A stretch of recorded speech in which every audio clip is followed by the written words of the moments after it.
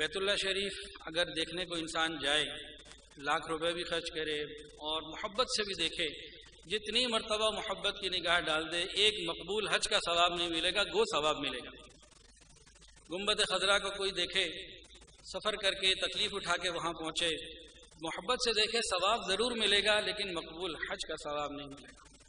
بیت المقدس کا کوئی دیکھے، سفر کر کے جائے، محبت سے دیکھے، ثواب مل جائے گا، مقبول حج کا ثواب نہیں ملے گا۔ کوئی حج پر چلا جائے، 40 دن وہاں گزارے، لاکھوں روپے لگائے، ہر محنت کر لے، گارنٹی نہیں ہے کہ اس کو حج مقبول ملا ہے کہ نہیں ملا، کوئی گارنٹی نہیں ہے۔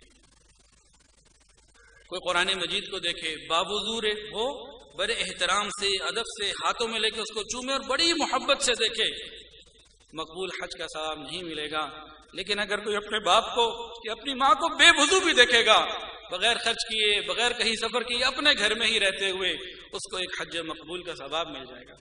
تو جن کے ماں باپ حیات ہیں تو والدین کی قدر کر لیں۔ جزاک اللہ۔